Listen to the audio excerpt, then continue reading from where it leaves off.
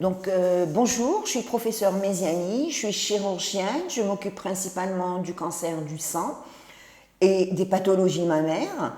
Nous allons parler ensemble du cancer du sein sous forme de questions-réponses. Et cette vidéo a été réalisée par la plateforme Etabibo. On m'a demandé aujourd'hui de faire une petite séance de sensibilisation sur le cancer du sein afin qu'un maximum de public soit informé et donc pour un petit peu amener les femmes algériennes à consulter. J'ai pensé que le faire sous forme de questions-réponses, ça serait mieux. Comme ça, je vais essayer d'être aussi complète que possible. Il y aura bien sûr plus de questions chez d'autres femmes. Peut-être qu'on aura un jour l'occasion de répondre de façon plus exhaustive. D'abord, donc, la première des choses que je voudrais faire, c'est définir ce que c'est qu'un cancer du sein. Le cancer du sein, c'est une tumeur maligne qui prend le départ au niveau d'une cellule du canal qui emmène le lait de la cellule mammaire au mamelon pour la tétée, et cette cellule va se développer de façon anarchique. Donc, elle peut se développer de d'autres structures, mais en général, c'est une cellule du canal qui va se développer de façon anarchique et qui peut aller se greffer sur d'autres organes, ce qui donnera un cancer du sein avec des métastases. Est-ce qu'il est fréquent? C'est le cancer féminin le plus fréquent et le plus mortel. C'est un cancer qui est connu depuis très longtemps. 3000 ans avant Jésus-Christ, on décrivait déjà le cancer du sein. Et en général, actuellement dans le monde et en Algérie, à peu près une femme sur 9 fera un cancer du sein dans sa vie. Il touche généralement la femme jeune chez nous, 47 ans en moyenne, mais on a au moins 12% de femmes de moins de 35 ans qui ont un cancer du sein. Alors, la question qui viendrait après éventuellement, ça serait comment savoir que j'ai un cancer du sein? En fait, c'est toute déformation au niveau du sein, toute apparition d'une boule qu'on n'avait pas avant, tout liquide qui coule d'une façon unilatérale et au niveau d'un seul canal, s'il y a des signes inflammatoires au niveau du sein en dehors de l'allaitement, et aussi, si on palpe, un ganglion en dessous du bras, c'est-à-dire au niveau de l'aisselle. Et à ce moment-là, en fait, il ne faut pas aller faire une mammographie, il faut aller voir son médecin traitant, son gynécologue, ou même un autre médecin qui, lui, va nous faire un examen complet des seins et des aisselles, qui va nous demander une mammographie et une échographie dans la majorité des cas. Bien sûr, la mammographie ne sera pas faite chez les femmes très jeunes, d'avant 30 ans. Est-ce qu'il doit me faire obligatoirement une microbiopsie? En fait, c'est pas dans tous les cas. C'est après la mammographie. Il y a une classification internationale du Collège américain de radiologie qui dit que seules les lésions suspectes seront confiées à la microbiopsie. Alors, qui va faire la biopsie? Ça peut être le gynécologue qui vous a reçu la première fois, ça peut être le chirurgien quand la tumeur est grosse.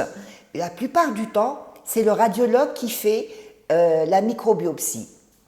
C'est un examen qui n'est pas douloureux, il peut être désagréable, il sera fait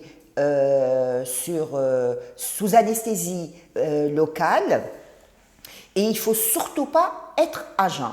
Le médecin fera une petite incision de 2 mm et après il va aller avec un pistolet, donc l'appareil qui va retirer du tissu tumoral qu'on appelle carotte. Donc pour la microbiopsie, il faudrait que le radiologue retire au moins 3 carottes et ces 3 carottes seront analysées en histologie.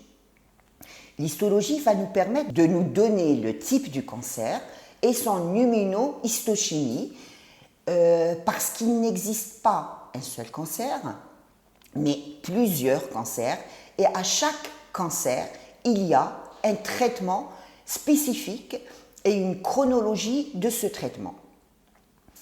Alors que va-t-on faire une fois qu'on a diagnostiqué un cancer?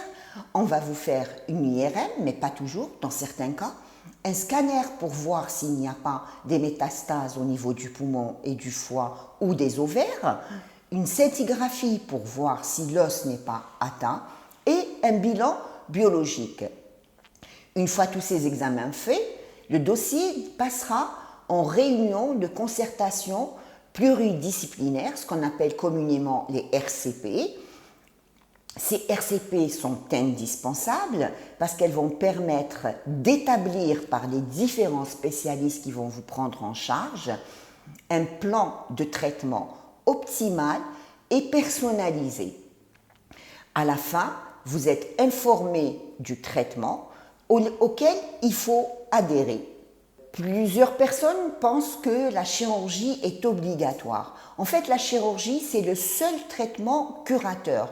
Les autres traitements viennent parfaire la chirurgie, mais la chimiothérapie et l'hormonothérapie peuvent être aussi bénéfiques pour certains cancers.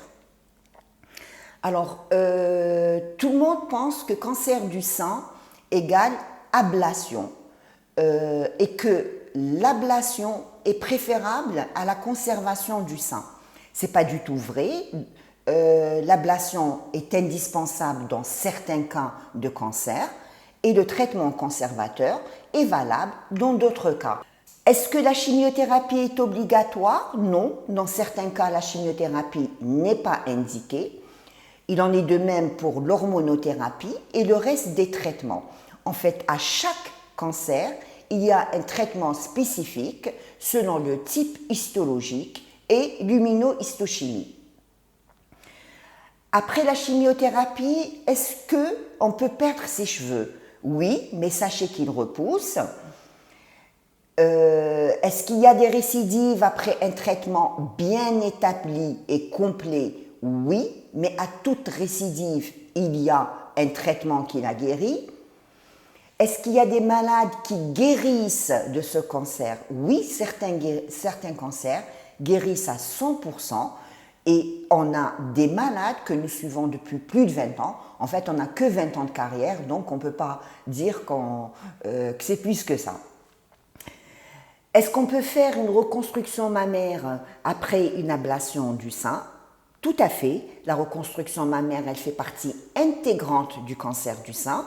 On doit, dès le début, dès qu'on dit à la patiente « vous avez un cancer, on va enlever le sein », on est obligé de lui dire qu'il y a possibilité de reconstruction. La reconstruction mammaire est possible en Algérie. Il faut juste demander à son médecin traitant de la programmer pour elle si elle est désireuse. La reconstruction mammaire aussi n'est pas une obligation, ça reste le choix de la malade et c'est à elle de décider quand la faire, mais en tout cas, ça sera toujours après les traitements carcinologiques, c'est-à-dire des traitements qui traitent le cancer.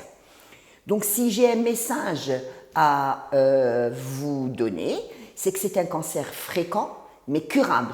S'il est pris au stade précoce, d'où l'intérêt du dépistage, mais dépistage lui-même, si on doit le développer, c'est un thème à part, qu'il faut consulter au moindre signe récent et qu'il faut faire l'autopalpation. Cette autopalpation se fait en général au premier jour du cycle. Si on a des antécédents familiaux de cancer, c'est-à-dire plusieurs personnes dans la famille, il faut en parler à son médecin. Ce n'est pas parce que votre grand-mère a fait un cancer que vous allez en faire un. Il faut savoir que toute masse suspecte cliniquement n'est pas un cancer. Il n'y a que la microbiopsie qui peut faire le diagnostic, qu'il ne faut jamais traiter un nodule mammaire juste sur la mammographie, sur les données radiologiques. Et enfin, que les contrôles après traitement complet sont très importants. À chaque contrôle, on peut trouver une petite récidive pour laquelle il y a un traitement.